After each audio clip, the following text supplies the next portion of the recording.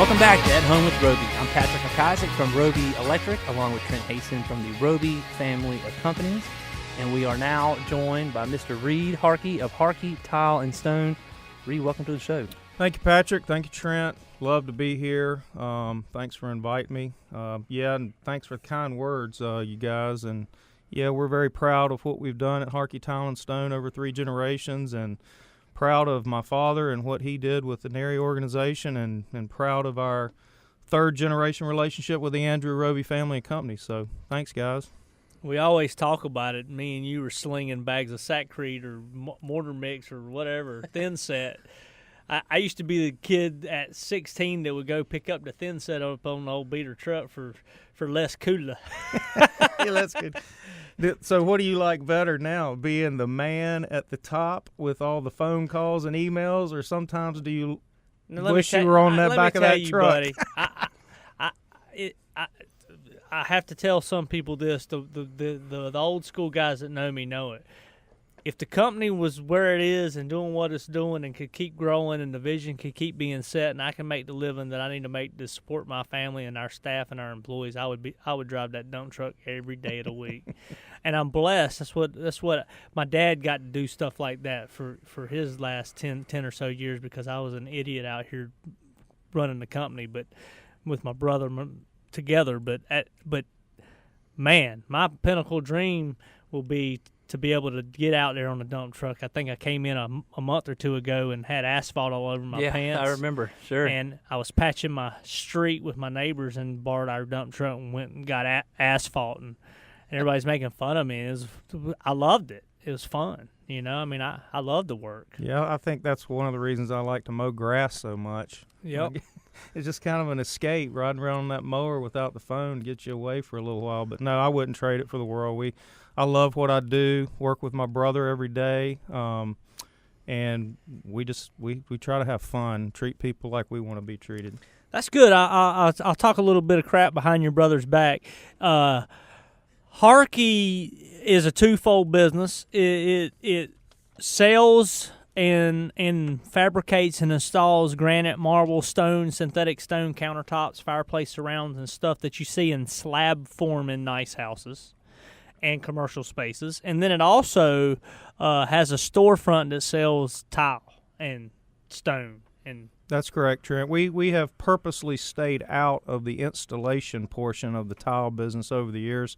Something actually our grandfather instilled in us. He didn't want to compete with his customer base. Yep. So he's kind of carried that through us. And tile is a pretty intricate thing to do when it comes to installation. There's a lot of things that can go wrong if you don't do things right. So we do the turnkey, complete fabrication and installation on our slab goods, but on our tile goods we leave that to more of a professional tile installers. But we do our showroom. We have six design consultants in our showroom, and we help homeowners, designers, etc., put together their tile and stone into their individual areas. So we do help coordinate all that design work.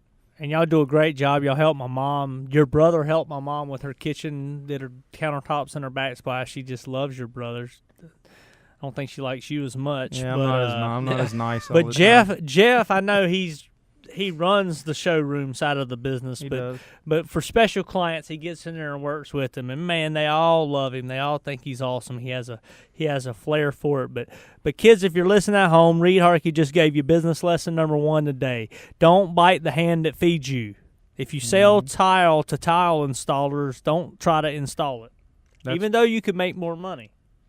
Yep, there's a lot of people out there doing that. But you might sell a lot less tile. That's true. So everybody's got a different business philosophy. That's just ours. And, Trent, back to the other thing, business lesson number 1. I mean, it was instilled in us from both my grandparents back in the day and both our parents. But we just basically go by the golden rule. We feel like if you treat people, whether it's business or life, the way you want to be treated, then good things will eventually happen to you. And Reed, you have that right on the front page of your website. We do. I mean, and tell everybody and give us the website. Is it Harkey Tile and It's Stone? HarkeyTileandStone.com, and the and is spelled out HarkeyTileandStone.com. Harkey Tile and Stone. So it's pretty cool. I get to take my 3 daughters to school every day, and we say a prayer before they get out of the car. Once we hit the parking lot, they can unbuckle and come up and give Daddy a couple kisses and all that. And every day I say, I please hope my children do the golden rule and have the golden rule done to them by others. And that's kind of the principle that and then I give Harkey, Tile, and Stone a shout out every morning. No, I don't. Yeah. My kids are like, we own stock in this company. No, you don't. Yeah. Folks, you're listening to At Home with Roby. We are with Reed Harkey talking about his business, his family business, Harkey Tile and Stone. Reed, tell us a little bit about what's going on. What's trendy in the industry as far as the countertops, tile? Probably there's a couple hot items right now in our business. One of them is quartz countertops, and I'll talk a little bit about that in just a second. But the main thing that's driving a lot of our demand right now is marble countertops in kitchens.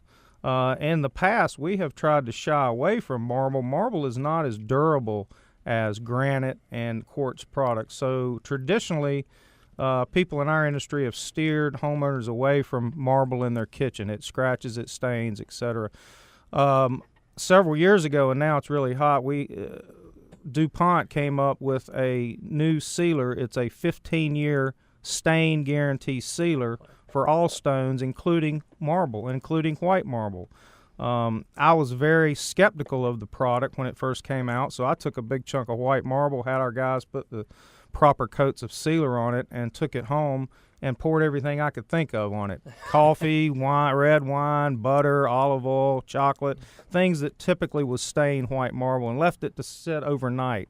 It dried, it came back, I was able to wipe everything completely off of it. I knew it was working because where the red wine ran over the side, it wicked into the side where it hadn't been sealed and stained the side of the marble. So I know it works. We've been selling it now for 3 or 4 years. It opens up marble in all areas.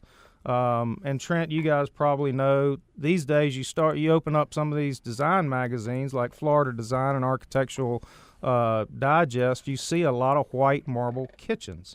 So white marble is probably our number one seller for kitchens, believe it or not, these days, and primarily because of the availability of the 15-year stain-proof sealer.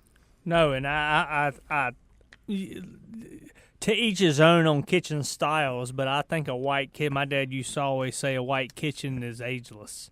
You know, the colors come and go and the stains come and go, but a white kitchen looks good. And I think if you do it right, it can really pop, especially with, I mean, y'all are doing now these waterfall edges where the slab, I know we did a house in the mountains for the Johnson family. Y'all did it for us up in Boone, and the slab runs all the way down to the ground off of the countertop. I think it is a white marble, and the gray veins of the stone match. So if you look at it from the side, it looks like it's a big 4 hunk feet of block of stone. It looks like a 4 feet chunk of stone. Yeah, we take special care when we do. What Trent's referring to is exactly what he said. We refer to that as a waterfall edge, that is a vertical end panel, so to speak, typically used at the ends of islands, sometimes at the ends of countertops where they don't hit a wall. But we take special care in trying to line up the veining from the vertical piece to the horizontal piece. So yes, Trent, it does look like a big block of stone. And if you do the mitered edge, so there's what we call a lap joint, or some people call a butt joint. We've replaced that these days with a mitered joint, 2 45-degree miters coming together, and you have no seam. So it looks like literally a hunk of stone. I'm telling you, man, I mean, it's just stone and countertops and stuff like that. I mean, the value is in the details, and what the common person doesn't realize why it looks so cool. I say this about slate roofs and copper details on houses and stuff. I mean, it really is in the detail. I mean, the bang, the wow factor. I mean, make sure I didn't dream this, but you also do backsplashes in the slab material, and you match the grains up so it looks like it's running up the wall. Yeah, we do our best with that. We do a lot of slab backsplashes. That really makes a beautiful kitchen, and it's not always possible to get that graining running up the slab, but we do try to do that. Yep. Reed, don't save that thought. Can you stay with us to the next segment? Yep. You're listening at Home with Roby. We'll be right back.